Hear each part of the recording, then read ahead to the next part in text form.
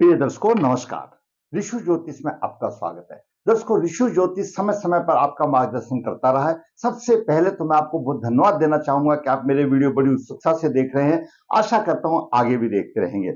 आज का वीडियो भी एक बहुत महत्वपूर्ण योग है, महत्वपूर्ण वीडियो है जो आपका मार्गदर्शन करेगा। दर्शकों, जिस तरह से रोग, कुछ रोग ऐसे होते हैं जो वंशज की कुंडली में आते हैं, उसी प्रकार मैंने आपको कई बार बताया है कि पितृदोष भी अगर उसका निवारण नहीं किया जाए तो वंशज की कुंडली में आता है। पिता का दोष पुत्र की कुंडली में भी आएगा, माता का दोष जो है पुत्र की कुंडली में भी आएगा। मतलब अगर माता की कुंडली पितृदोष से ग्रसित है तो जरूरी बात है उसकी संतान की भी पितृदोष से ग्रसित होगी। और इसी प्रकार अगर पिता की भी पुत्री में भी, पिता की कुंडली में भी पितृदोष है तो जरूरी बात है संतान की में भी पितृदोष आएगा। और मैंने अपने अनुभव में यह देखा है कि संतान होने से पहले अगर उस दंपति ने अपने दोषों का निवारण कर लिया है होता है और उसके बाद वो उन दोषों निमित्त कारत्व कर्म करते हैं तो वो दोष वंशज की कुंडली में नहीं आता, उसको वहीं पर ब्रेक लग जाता है। वरना 5-5, 6-6 पीढ़ी तक पितृदोष चलता रहता है। हमने पूजाओं के दौरान में ऐसा देखा गया है, मैंने पहले भी आपको बताया, 4-4, 5-5 पीढ़ी वाले पुरुष प्रकट हो जाते हैं और वो फिर अपनी दास्तां शुरू हो जाती है। तो इसी से संबंध में मैं एक महिला की कुंडली का आपके सामने विश्लेषण करूंगा थोड़ा सा मोटे तौर पर। और उसमें जो पितृदोष है, तो जब उसने पुत्र को जन्म दिया तो उसके पुत्र के जन्म में भी पितृदोष आया।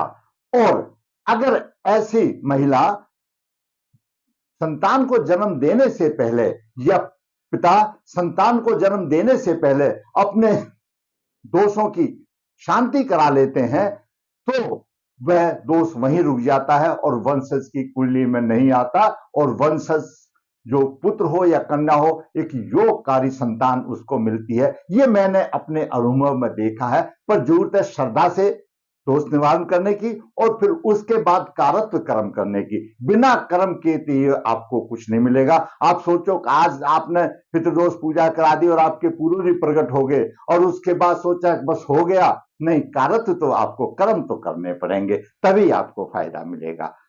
इसी से संबंध में हम एक महिला की कुंडली पर विचार करेंगे। जो महिला दीर्घकालीन रोग से पीड़ित है, सांस, अस्थमा, दवा, नजला आदि, उसको यानी बहुत लंबी बीमारियों से पीड़ित है और ऐसी महिला धार्मिक प्रवृत्ति की, आचरण अच्छा, परोपकारी, उसका स्वभाव अच्छा, परंतु वह दीर्घकालीन योग से पीड़ित है। पितृदोष की वजह से जो ग्रहों की स्थिति बनी उनसे पितृदोष बनता है और जब उसने संतान को जन्म दिया तो वो दोष कहीं ना कहीं किसी ना किसी रूप में उसके पुत्र की कुंडली में आए। हमारे पास, मैं उस महिला को भी अच्छी तरह से जानता हूं और उस पुत्र को भी अच्छी तरह जानता हूं, लेकिन हमारे पास उस महिला के जीवन साथी की या उसके पति की हमारे पास कोई डिटेल नहीं है। तो हमने अध्ययन किया, इसके थ्रू उनका भी मार्गदर्शन हो जाए और आपको भी मार्गदर्शन हो जाए कि ये दोष वंशज की कुंडली में आते हैं जब तक कि इनका निपटारा ना हो जाए। तो इसी को लेकर के आगे बढ़ते हैं। महिला का जन्म 20 मई 1965, कृष्ण पक्ष 7, स्वर्ण नक्षत्र 4, शनिवार। महिला का नक्षत्र स्वर्ण नक्षत्र है, स्वर्ण कुमार जैसी है। हम उसको बहुत गहराई से जानते हैं, स्वर्ण कुमार जैसी है, उसका आचरण बहुत अच्छा है। जन्म के समय पर वृषभ लगन उदय हुआ, लगन के 23 अंश विराजमान है, लग्न शुक्र 17 डिग्री 50 मिनट लेकर के विराजमान है, गुरु 13-21 लेकर विराजमान है, सूर्य 7-21 लेकर विराजमान है। गुरु सूर्य से अस्त है, सूर्य बाल है, सूर्य बाल है, गुरु के 13 अंश है, थोड़ा सा प्रभाव देगा, ऐसा नहीं है बिल्कुल नहीं देगा। शुक्र 17 डिग्री है और राहु के 21 डिग्री 8 अंश है। राहु ने शुक्र को भी पीड़ित किया है और गुरु को भी पीड़ित किया है, चांडाल योग बनाया है। शुक्र और राहु और शुक्र और गुरु तीनों रोहिणी नक्षत्र में है। रोहिणी नक्षत्र पीड़ित है। रोहिणी नक्षत्र चंद्रमा का नक्षत्र है। और आगे बढ़ते हैं। आगे क्या है? चतुर्थ भाव में मंगल सिंह राशि में है। चतुर्थ भाव में मंगल सिंह राशि में है और सप्तम भाव में वृश्चिक राशि में केतु 21 डिग्री लेकर विराजमान है। वहीं पर नवम भाव में मकर राशि में चंद्रमा 20 डिग्री लेकर विराजमान है। दसम भाव में शनि 22 डिग्री लेकर के विराजमान है, शशक योग बना रहा है। द्वादश भाव में बुध 16 डिग्री 20 मिनट लेकर के विराजमान है। बुध द्वितीय भाव का भी स्वामी है और पंचम भाव का भी स्वामी है। यह ग्रहों की स्थिति रही। दर्शकों, हम हमेशा बताते हैं कि वृश्चिक लगन के स्वामी शुक्र हैं।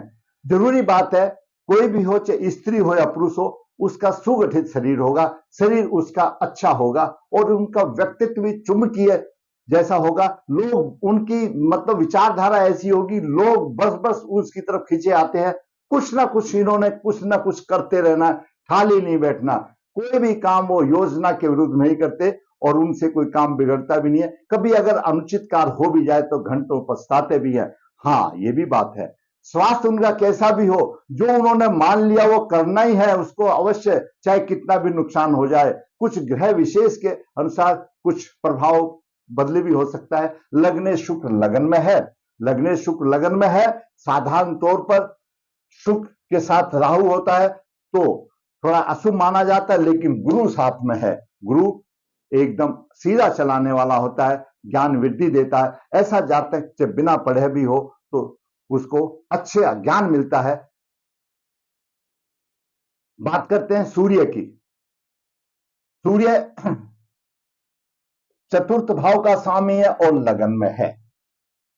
सूर्य उग्र ग्रह है। लगन में साहसी बनाएगा। स्वभाव में कभी उग्रता भी आ सकती है। आंखों में कष्ट होगा। बीपी से संबंधित, हृदय संबंधित रोग होंगे। ऐसे जातक के बाल कम हो सकते हैं, आंखों की में कम हो सकता है और जीवन में संघर्ष के बाद ऐसे जातक को सफलता मिलती है। बात करते हैं फिर चंद्रमा की। चंद्रमा तृतीय भाव का स्वामी या नवम भाव में है। चुस्त होगा, परिश्रमी होगा, धार्मिक विचार होंगे, भाई बहनों से अच्छे संबंध होंगे और थोड़ा सा मन चंचल भी हो सकता है। कभी कभी गहरा विचार। चंद्रमा पर थोड़ा सा राहु का प्रभाव है तो थोड़ा सा मानसिक बल कम भी हो सकता है। चंद्रमा के पास राहु का नवम दृष्टि चंद्रमा के ऊपर है। मानसिक बल कमजोर भी हो सकता है। कोई चीज ऐसी बर्दाश्त नहीं भी कर पाती है। अब बात करते हैं मंगल की। मंगल द्वादश भाव का स्वामी है, सप्तम भाव का स्वामी या चतुर्थ भाव में है। सप्तमे चतुर्थ भाव में है। ऐसे जातिका का जीवन साथी अच्छा सम्मान पद पर अग्रसर हो सकता है। थोड़ी सी दिक्कत आएगी क्योंकि वो द्वादश भाव का भी स्वामी है, लेकिन कठिन परिश्रम के बाद ऐसे जातक का जीवन साथी सम्मान प्राप्त करता है, अपनी मेहनत से प्राप्त करता है, क्यों मंगल मेहनती है। चतुर्थ भाव में धनी प्रभाव में होता है। ऐसा जीवन साथी धनी प्रभाव में होता है। अच्छे योग से व्यवसाय आमदनी भी होती है। अब बात करते हैं बुध की। बुध द्वादश भाव में है। धन भाव का भी स्वामी है।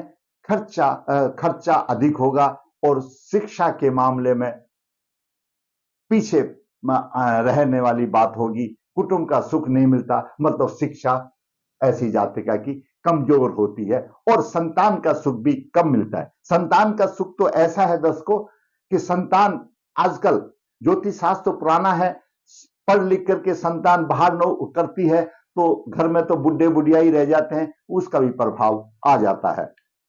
अब बात करते हैं गुरु की। गुरु लगन में है, अष्टम भाव का स्वामी और एकादश भाव का स्वामी है।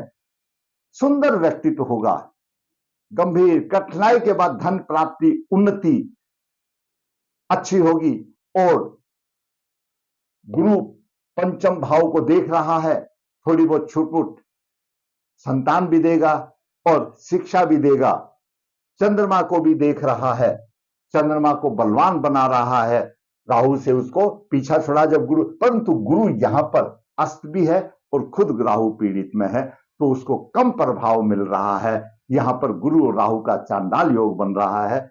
इसी स्थान पर ये 3 ग्रह उस जातिका के लिए थोड़े से प्रॉब्लम देने वाले हैं, उसके सुखों में कमी करते हैं और उसके स्वास्थ्य में भी कमी करते हैं, दीर्घकालीन योग बनाते हैं, क्योंकि गुरु अष्टम भाव का स्वामी है। शुक्र की दूसरी राशि छठे भाव में भी, छठा भाव रोग का भाव है और अष्टम भाव दीर्घकालीन योग का भाव है। दोनों रोहिणी नक्षत्र में है और राहु भी रोहिणी नक्षत्र में। रोहिणी नक्षत्र पीड़ित है, वो मैंने आपको पहले ही बताया। अब बात करते हैं शनि की। शनि दसम भाव में है, अपनी राशि में है, जिनमें संघर्ष के बाद उन्नति होगी और पैतृक संपत्ति का सुख नहीं मिला, अपने द्वारा बनाई गई संपत्ति होगी, खर्च भी अधिक होगा। अब बात करते हैं राहु की।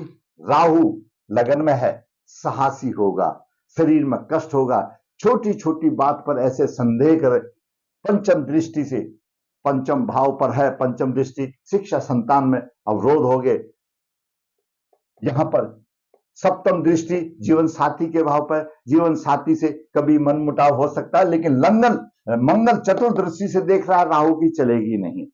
जीवन साथी अपने पत्नी को संभाल रहा है इसका, क्योंकि मंगल चतुर्दृष्टि से देख रहा है। बाकी किसी, ये सब NFA हो जाते हैं, इनका कोई प्रभाव नहीं चलता जब मंगल इसको दे रहा है तो। क्यों? मंगल कहीं पीड़ित नहीं है। और आगे बात करते हैं, क्योंकि मंगल सुपरलेटेड आ जाता है इसमें, चंद्रमा यानी सूर्य चंद्रमा, उसके बाद उनके बाद मंगल, ये शनि राहु से बलवान माना जाता है, पीड़ित नहीं होना चाहिए। अब बात करते हैं मकान मंगल जो दे रहा है वो अच्छा मकान देगा, क्योंकि चतुर्थ भाव में मंगल और शनि मकान के कारक ग्रह, अच्छा दे रहा है। अब बात करते हैं केतु की। केतु सप्तम भाव में है, सप्तम भाव में केतु है, पंचम दृष्टि से आमदनी के भाव देख रहा है, आमदनी थोड़ी सी अस्थिर हो सकती है। सप्तम दृष्टि से यहां पर केतु भी रोहिणी नक्षत्र को देख रहा है। पहले 3 ग्रह थे, अभी केतु भी रोहिणी नक्षत्र को देख रहा है, तो रोहिणी नक्षत्र पर 4 पाप ग्रहों का प्रभाव हो गया, रोहिणी नक्षत्र पीड़ित हो गया। रोहिणी नक्षत्र पीड़ित होने से सांस की नली, BP वगैरह ये सब बीमारियों को जन्म मिलता है, और यह जातिका का लंबे समय से दीर्घकालीन योग हो रही है। तो ये मैंने आपको इसका प्रभाव बताया। दर्शकों, स्त्री हो या कन्या हो, अगर उसमें कोई भी शुभ योग है, कोई भी राजयोग है, तो जब तक कुंवारी रहती है तो उसके वो राजयोग उसके पिता को लगता है, या अशुभ योग उसके पिता प्रभावित होते हैं, और जब शादी हो जाती है उसके शुभ अशुभ योग उसके पति को लगते हैं। बेशक एक हाउसवाइफ होने दो, अगर उसके राजयोग हैं तो उसको राजयोग तभी तो मिलेगा जब उसकी घर की स्थिति अच्छी होगी। वो तो घर से बाहर नहीं जाती, अपने चूल्हा चौका बर्तन में लगी रहती है, तो वो सारे राजयोग उसके पति को लग जाते हैं। इनके पति बहुत सम्मानित व्यक्ति हैं, बड़े अच्छे आचरण के हैं। मैं इन दोनों को, हस्बैंड वाइफ को और इनके पुत्र को भी मैं काफी दिन से जानता हूं। अब बात यह है कि इस जातिका के ये पितृदोष अपने लेकर के आई, इनका कोई पूर्व अशुभ योनि में है, क्योंकि शुक्र भी पीड़ित है, गुरु भी चांडाल योग बना रहा है, चंद्रमा पर भी असर आ रहा है। ये स्थिति प्रबल पितृदोष की आती है। इन्होंने शादी से पहले अगर उपाय कर लिया होता तो इनके पुत्र में पितृदोष नहीं आता। लगातार दीर्घकालीन से ग्रस्त महिला ने जब संतान को जन्म दिया तो उसके संतान की भी मेरे पास डिटेल है, यह उसके पुत्र की डिटेल है। पुत्र का जन्म 4 मई 1989 अश्विनी नक्षत्र चरण 4 अमावस्या को हुआ। अश्विनी चरण 4 गणमूल नक्षत्र तो है, लेकिन वो एक अलग बात है, चरण 4 राजाओं जैसा होता है, लेकिन है तो मूल नक्षत्र। और मूल नक्षत्र मानिए पूरा पूर्वजों का, पितरों का प्रभाव है, और अमावस्या का जन्म वैसे ही पूर्वजों का प्रभाव हो गया। पुत्र की कुंडली में चतुर्थ भाव का स्वामी जो कि माता को रिप्रेजेंटेट करता है, चतुर्थ भाव में मीन राशि है, मीन राशि का स्वामी छठे भाव में गुरु आ गया, तो यह ऐसा बताता है कि इस जातक की माता बीमार रहेगी, क्योंकि वो पहले से ही बीमार है तो बीमार ही रहेगी। दूसरा, यहां पर चंद्रमा अस्त है और शुक्र भी अस्त है, पंचम भाव में सूर्य उच्च का है, तो पंचम भाव में उसकी बात बन रही है, सूर्य उच्च का है, शिक्षा मिलेगी संतान के लिए, वो भी सूर्य दिक्कत वाली बात आती है, लेकिन शिक्षा में अग्नि रहेगा, शिक्षा उसको जरूर मिलेगी। मंगल पंचम भाव का स्वामी मंगल सप्तम भाव में है, राहु और शनि की दृष्टि है, तो राहु पूर्वज है, पूर्वज ने मंगल को डिस्टर्ब कर दिया, शनि का भी प्रभाव आ गया सप्तम भाव में और मंगल शत्रु राशि में है। इस पुत्र का दाम्पत्य जीवन थोड़ा सा बिगड़ा हुआ दिखाई देता है, और अमावस्या का जन्म, चंद्रमा अस्त है, शुक्र अस्त है, शुक्र जब अस्त है तो दाम्पत्य सुख कहां से मिलेगा, क्योंकि ऐसे योग संतान को जन्म देने से पहले अपने दोष निवारण कर लेना चाहिए। मैंने अपने अनुभव में देखा है, मैं आगे जब वीडियो आएगा तो मैं आपको ऐसे भी माता पिता या पुत्र की या संतान की कुंडली का विश्लेषण ऐसे कंबाइन कराऊंगा, वो दोष माता के में थे लेकिन वो उसकी संतान में नहीं आए। यहां पर महिला की पितृदोष निवारण की पूजा नहीं की गई तो वो दोष यहां पर भी आ गए और इस बालक की भी राह आसान नहीं रही है। तो इस प्रकार माता हो या पिता हो, उनके जो अशुभ योग हैं, जब तक उनका निवारण नहीं करते तो वो दोष पीछा नहीं छोड़ते। मेरा ये वीडियो बनाने का आज मतलब यह है कि आपको ये मालूम हो जाए कि अगर आपके किसी पुत्र में पुत्री में अगर ऐसे दोष हैं तो वो अगर उनका आपने निवारण नहीं किया तो उनकी आने वाली जनरेशन में भी ये आएगा, वो जनरेशन उस चीज को सफर करेगी, उस चीज को महसूस करेगी। तो आज का योग था दीर्घकालीन रोग, रोहिणी नक्षत्र पीड़ित, राहु गुरु से पीड़ित है, ऐसी जातिका को मुख्य रूप से सांस दमा की बीमारियां, जो कि लंबी बीमारियां है, साहसी और धार्मिक विचार है। सूर्य लगन में चला गया, साहस दे रहा है, राहु चला गया, साहस दे रहा है, वो किस्तों पे सांस लेती हुई भी काम करती है, उसको सांस नहीं आ रहा लेकिन उसमें इतनी हिम्मत है वो काम नहीं छोड़ती, काम करती है। और चंद्रमा तृतीय भाव का स्वामी नवम भाव में चला गया, धार्मिक विचार बन गए, अच्छे विचार बन गए। पितृदोष वंशज की कुंडली में इनका पितृदोष, माता का में पितृदोष था, निवारण नहीं हुआ तो पुत्र भी पितृदोष से ग्रसित हो गया। तो इस तरह से मेरे दर्शकों दोष ट्रांसमिट होते हैं। जरूरत है, मैं आपका मार्गदर्शन ये इसलिए करना चाहता हूं, जरूरत है समय से पहले, शादी से पहले अपने पुत्र, अपने भाई, अपने जो भी है लड़की है, उनके अगर अशुभ योग हैं तो शादी से पहले उनका निवारण कर देना चाहिए। मैंने अनुभव में पाया है, अपने इस लंबे अनुभव में पाया है, अगर दोष निवारण करने के बाद और फिर अगर कारत्व कर्म ठीक किए जाते हैं, पितरों के निमित्त शुभ कर्म ठीक किए जाते हैं तो वो दोष निकल जाता है और एक योग कारक संतान प्राप्ति मैंने देखा है। जब मैं कुंडली देखता हूं तो बड़ी खुशी होती है, अगर उसको सफलता मिली है। आज के वीडियो में मैंने आपका मार्गदर्शन किया।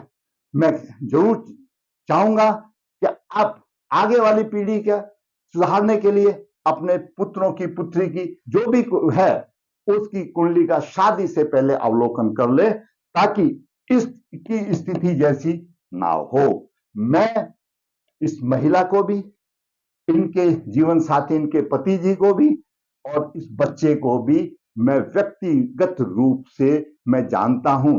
मैंने पहले भी कई बार उनको मोटिवेशन करने की कोशिश की, तो प्रोग्राम भी बना, लेकिन सवाल यह है कि मैंने ऐसा बहुत देखा है कि जब तक परमात्मा हुक्म नहीं देता उससे पहले ऐसी पूजाएं नहीं होती हैं, और जब परमात्मा हुक्म देगा, जब परमात्मा की मर्जी होगी तभी होंगे। नहीं तो संपन्न परिवार है, उसको कोई दिक्कत नहीं है, पैसे खर्च करने कहीं भी कर सकता है, संपन्न परिवार है, सम्मानित परिवार है, पैसे की कोई समस्या नहीं, लेकिन भगवान की निगाह भी नहीं हुई है।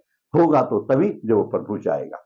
कुछ भी हो, मैंने आज आपको माता के साथ थोड़ा सा इस पुत्र का कुंडली का बताया कि इस तरह से हुआ, ये जन्म तारीख थी। अगर आप चाहते हैं तो अपने बच्चों का अवलोकन अच्छे से किसी योग पंडित जी से करा करके उनका शादी से पहले दोष निवारण कर दो, फिर छोड़ दो प्रभु के ऊपर, जैसा करेंगे वैसा फल तो बाद में भी मिलेगा।